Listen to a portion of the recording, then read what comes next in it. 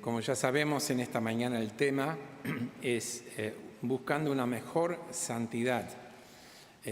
A lo largo de toda la serie de Hebreos venimos anticipando, enfatizando, el hecho de que Jesús en todo es superior a todo lo que se adoraba de antemano, ¿no? En otros tiempos, en el Antiguo Testamento, el orden levítico, Moisés, los ángeles y otras personas más. Todo el Antiguo Testamento apuntaba a Cristo y todo lo que se representaba era sombras de lo que vendría, la realidad que solo se experimenta en Jesús. Entonces, en esta mañana tenemos que ir más allá, un poquito más allá de lo que nosotros llamamos nuestra redención o salvación. Y bueno, es muy importante para nosotros tener en claro cuál es la meta de Dios para nuestra vida, ¿no? Como sus hijos. En el siglo XIX, es la segunda mitad del siglo XIX, había un teólogo, lo que se llama la teología liberal, Adolfo Harnack, que dijo que el cristianismo tiene dos principios fundamentales: la hermandad de todo ser humano y también que todos somos hijos de Dios, ¿no? Bueno, ninguno de estos dos principios son bíblicos, ¿sí? Pero esto da a entender en la mente de mucha gente que, bueno, todos estamos bien con Dios, yo no necesito cambiar, yo no necesito un encuentro personal, Dios me acepta como soy. Y la verdad que esta manera de pensar es fatal, ¿no? Es muy riesgoso pensar de esa manera y creer que, bueno, Dios me acepta como soy y no necesito cambiar. La realidad es otra, ¿no? Y Juan Calvino, durante la Reforma, cuando estaba exponiendo la doctrina de la justificación por la fe solamente, la Iglesia Católica recibió esta enseñanza bíblica, lo que llamamos sola fide, ¿no? Con la acusación, pero bueno, la gente después dice, creo yo en Jesús, y después van a hacer cualquier cosa, van a vivir cualquier cosa, ¿no? A cual Calvino respondió, el que Dios justifica, Dios santifica, ¿sí? Y esto es muy importante entonces, entender que la obra principal del Espíritu Santo en la vida del creyente no es obras de gran poder, de milagros, de profecías y cosas así, aunque pueden ayudar a dar testimonio, ¿no?, de la gracia de Dios en el mundo, sino es nuestra santidad. Por eso el Espíritu Santo trabaja poderosamente en cada uno de nosotros para ser santos. Pero bueno, ¿qué significa ser santos? Bueno, el Catecismo Menor de Westminster en la pregunta 35 dice: la santificación es la obra de la libre gracia de Dios, mediante la cual todo el ser humano es renovado según la imagen de Dios y es capacitado para morir más y más al pecado y vivir para la justicia. Y la Confesión de Westminster, también tocando este tema, dice: aquellos que son llamados eficazmente y regenerados, o sea, nacen de nuevo del Espíritu, teniendo creados un nuevo corazón y un nuevo espíritu en ellos, son además santificados real y personalmente por medio de la virtud de la muerte y la resurrección de Cristo, por su palabra y espíritu que mora en ellos. Y después habla diciendo que el dominio del pecado sobre el cuerpo entero es destruido. Entonces el tema de la santificación es un tema muy importante para cada uno de nosotros. Es un tema al cual cada uno de nosotros debemos pensar seriamente a la luz de la palabra de Dios y escuchando la voz del Espíritu Santo, quien nos guía para ir conformándonos más y más a imagen de Cristo. Y la realidad es que, bueno, Pablo dice en Filipenses 2:12, lleven a cabo su salvación con temor y temblor, ¿no? Pues Dios es el que pone en ustedes tanto el querer como hacer de su buena voluntad, ¿sí? Entonces, en la santificación, debido a que nosotros ya hemos nacido con una nueva naturaleza que proviene de Dios, que es santo, entonces nosotros ahí liberados del dominio del pecado, somos llamados cada uno a colaborar con la obra del Espíritu Santo en nuestra santificación. Entonces, acá volviendo al pasaje de Hebreos y tratando de profundizar en esta pregunta, ¿por qué es importante la santidad? Dice el autor, busquen la paz con todos y la santidad sin la cual nadie verá al Señor. Qué fuerte, ¿no? Y la verdad que, bueno, volviendo a este tema del principio, ¿no? Todos creen que pueden llegar a Dios como ellos quieren, no importa el medio, ¿no? Yo tengo mi conexión con Dios, etcétera, ¿no? Pero la realidad es como hemos cantado, ¿no? En este hermoso himno con el cual empezamos, Santo, Santo, Santo, ¿no? Que refleja el carácter esencial de Dios, que Él es santo, puro, ¿no? Y nada, absolutamente nada pecaminoso puede estar en su presencia. Por eso es muy importante la santidad, para que nosotros podamos vivir en la presencia de Dios a través de la muerte y resurrección de Jesús, quien dio su vida por nosotros.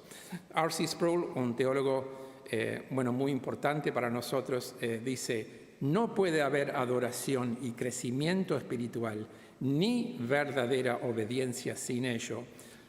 Esto define nuestra meta como cristianos. Dios ha declarado: sed santos porque yo soy santo. Mirá qué importante entonces es el tema. No podemos jugar o darle un rol secundario a este tema de la santidad. Es el trabajo esencial de Dios en nosotros una vez que hemos creído en el Señor. Y Pablo, en 2 Timoteo 1:9, para reforzar la importancia de la santidad, dice: pues Dios salvó y nos llamó a una vida santa, no por nuestras propias obras, sino por su propia determinación y gracia.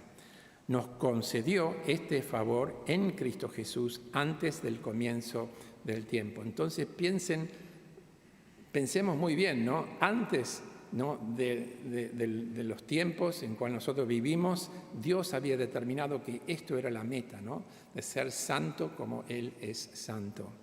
Entonces, esto siempre fue el propósito para el ser humano, para poder vivir. Adán, antes de haber caído, ¿no?, de pecar, disfrutaba plenamente de la presencia de Dios y trabajaba con Él, ¿no?, en desarrollar los propósitos de Dios.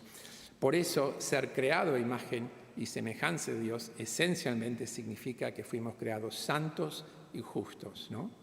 Entonces, de esta manera sí podemos vivir en la presencia de Dios. Pero bueno, sabemos lo que pasó. Con la caída se perdió estas cualidades de la santidad, de la justicia de Dios, y por eso naturalmente somos todos pecadores, estamos todos bajo la condenación de Dios. Entonces, la necesidad de ser santos solo podemos recibir a través de la gracia de Dios. Por eso el apóstol, quien escribe esta carta, acá dice: presten atención, ¿no?, que nadie deje de alcanzar la gracia de Dios. Qué importante, ¿no? Y esto es un recordatorio para nosotros, que siempre debemos estar compartiendo el Evangelio con otros, incluso personas acá, para que nadie se pierda la gracia de Dios. ¿Por qué? Bueno, es a través de la gracia de Dios que tenemos paz con Dios, esa gracia que Dios nos da un nuevo corazón, por el cual nosotros vemos nuestra necesidad de arrepentirnos, ¿no?, de creer en Jesús, y huimos a la cruz de Cristo y reconocemos que nuestra fe descansa solamente en la obra de Cristo por nosotros. Y ahí recibimos el perdón total de todos nuestros pecados, pasado, presente y futuro, y la justicia de Cristo es imputado sobre nosotros. Por eso Dios nos ve como justos, como si nunca hubiéramos pecado. Esa es nuestra posición ante Dios, como justificados por la fe. Pero la gracia de Dios no solamente se aplica a nuestra salvación, sino que la gracia de Dios trabaja poderosamente en nosotros. Así lo dice Pablo en 1 Corintios 15:10, hablando de su apostolado. Dice: admito que yo soy el más insignificante de los apóstoles y ni siquiera merezco ser llamado apóstol, porque perseguí a la iglesia de Dios. Pero por la gracia de Dios soy lo que soy. Y la gracia que Él me concedió no se quedó sin fruto. Al contrario, he trabajado con más tesón que todos ellos, aunque no yo, sino la gracia que está conmigo. Entonces la gracia de Dios nos pone a trabajar, nos pone a enfocarnos en la meta de Dios para nosotros, de vivir esta transformación a imagen y semejanza de Cristo para su gloria. Entonces el autor de Hebreos, cuando habla acerca de que nadie pierde, esté fuera del alcance de la gracia de Dios, está diciendo que nadie además caiga, ¿no?, en una actitud de vida, una vida que cae en la inmoralidad, que corrompe a nuestra naturaleza. La gracia de Dios nos ayuda a luchar contra todos esos deseos pecaminosos, esos deseos que de alguna manera hieren a Dios, ¿no? Son en contra de su buena voluntad, ¿no? Entonces, si nosotros queremos vivir bajo la bendición de Dios, ¿no?, y ser realmente recipientes de su amor, de sus bendiciones, ¿no?, de su atención paternal sobre nuestra vida, entonces tenemos que aferrarnos a esa gracia para que no quedemos fuera de la presencia de Dios. Pero más adelante en el versículo 18, el autor de Hebreos hace esta comparación entre el antiguo y nuevo pacto, ¿no? Y en estos versículos el autor describe la escena de cuando Dios le dio el pacto de la ley o el pacto mosaico a Israel, y que, bueno, nadie se atrevía a acercarse a la montaña que ardía con fuego, oscuridad y tormenta, y que hizo que el pueblo tuvo un gran temor, teniendo la amenaza de que cualquiera que se acerque o toque la montaña sea apedreado, ¿no? Entonces, esta referencia a la presentación de la ley dentro del viejo pacto es un mensaje de que sin la santidad nadie puede ver el Señor. Pero luego el autor compara este viejo pacto, ¿no?, con el nuevo pacto, que se selló en la sangre de Cristo y que en pocos minutos vamos a participar de la cena del Señor, que habla de este nuevo pacto, ¿no?, por cual nosotros tenemos el perdón total de todos nuestros pecados, porque como dice el autor de Hebreos, está basado el sacrificio de Cristo en mejores promesas, ¿no? Entonces la sangre del nuevo pacto sella nuestra salvación, porque el sacrificio de Cristo se basa precisamente en estas mejores promesas que Dios hizo, ¿no?, a través de profetas como Jeremías, Ezequiel y otros, ¿no? El nuevo pacto no sella simplemente nuestra salvación, sino que a partir de ese sacrificio de Cristo por el cual somos redimidos, justificados por la fe, regenerados, ¿no?, por el Espíritu, recibimos el poder del Espíritu Santo. La presencia del Espíritu Santo mora en nosotros para trabajar poderosamente en nuestras vidas y cambiarnos. Ezequiel, de alguna manera, nos da una idea, ¿no?, de qué significa la obra del Espíritu Santo en el Nuevo Pacto. Él dice en Ezequiel 36, los rociaré con agua pura y quedarán purificados. Los limpiaré de todas sus impurezas e idolatrías. Les daré un nuevo corazón y derramaré un espíritu nuevo entre ustedes. Quitaré ese corazón de piedra que ahora tienen y les pondré un corazón de carne. Infundiré mi espíritu en ustedes y haré que sigan mis estatutos y obedezcan mis leyes, ¿no? ¡Wow! Qué fuerte, ¿no? Una transformación de querer hacer nuestra voluntad, de hacer vivir con actitudes pecaminosas que deshonran a Dios, hacer realmente tener ser una nueva creación. Esto es lo que Pablo dice en 2 Corintios 5:17. Si alguien está en Cristo, es una nueva creación. Lo viejo ha pasado, ha venido lo nuevo.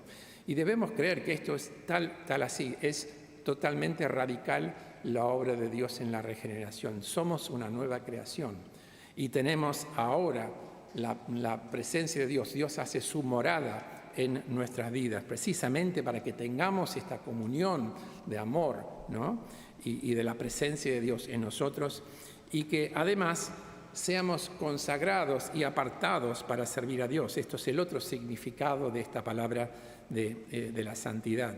Qué importante, ¿no?, que hoy en día podemos tomar conciencia que nuestras vidas no nos pertenecen, no son nuestras para hacer como nosotros creemos que podemos hacer nuestra propia voluntad, y que Dios está ahí como un 0800 para cuando necesitamos una promesa, oración o una ayudita. No, para nada. Fuimos comprados con la sangre de Cristo, ¿sí?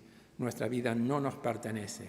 Y fuimos redimidos y somos consagrados, apartados para vivir en santidad y para servir a Dios. Esto es lo que precisamente dice Éxodo 19, ¿no? La razón por cual Dios liberó, redimió a su pueblo de Egipto es para que ellos sean una nación santa y un reino de sacerdotes. Y Pedro, primero de Pedro 2:9, amplía esta descripción para decir, bueno, somos separados por Dios para ser su pueblo.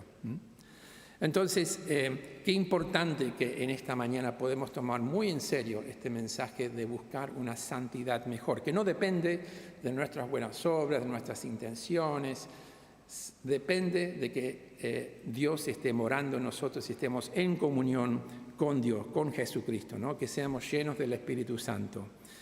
Y qué importante, ¿no?, que podemos ver que servimos a Dios, somos consagradas a Dios, no solamente en lo que hacemos en un ministerio, sino en todas las esferas de la vida, absolutamente todas las esferas de la vida, ¿sí? Entonces, en esta mañana, que podemos, cuando lleguemos a casa, tengamos un momento profundizar, ¿no?, en el entendimiento de la importancia de la santidad, ¿no?, para que realmente podamos glorificar a Dios, ¿no? El teólogo J.I. Packer, en su libro Caminar en sintonía con el Espíritu, explica el lugar central de la santidad que debe ocupar en nuestras vidas. Estaba hablando de palabras que son eléctricas, que nos llaman mucho la atención, que nos de alguna manera nos motivan, ¿no? Estaba diciendo en el párrafo anterior, diciendo que una de esas palabras es el sexo, ¿no?, el deseo, que mucha gente están motivados, ¿no?, por esas cosas, ¿no? Y después sigue diciendo, para los cristianos saludables,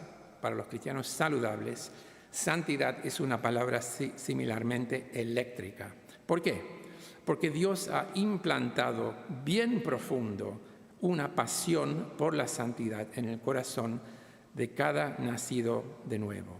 Santidad que significa estar cerca de Dios, entregado a Él, agradarle. Es algo que los creyentes quieren más que cualquier otra cosa en este mundo. Bueno, este es el desafío de buscar una mejor santidad. Y bueno, estas son cosas en cual todos estamos luchando. Dios está trabajando en nuestras vidas y lo va a hacer hasta el último día de nuestra vida en esta tierra, ¿no? Pero bueno, que nosotros, cada uno de nosotros, podemos pensar profundamente, sometiendo nuestra manera de pensar y sentir a la autoridad de la palabra de Dios y la obra del Espíritu Santo, quien nos quiere transformar con más y más gloria a semejanza de Cristo, ¿sí? Okay. Entonces, bueno, que nosotros podemos realmente tomar un tiempo ahora para prepararnos, ¿no? Y entendiendo qué significó la muerte de Jesús, qué significó ese derramamiento de sangre hasta la muerte, sin lo cual, dice el autor de Hebreos, no hay perdón. Entonces, Jesús tuvo que morir, sí o sí, tomando nuestro lugar en la cruz para sufrir nuestra condena, nuestra culpa, para que nosotros pudiéramos ser hijos de Dios. Entonces, vamos a tener un momento de oración privado y después todos juntos vamos a participar de la cena.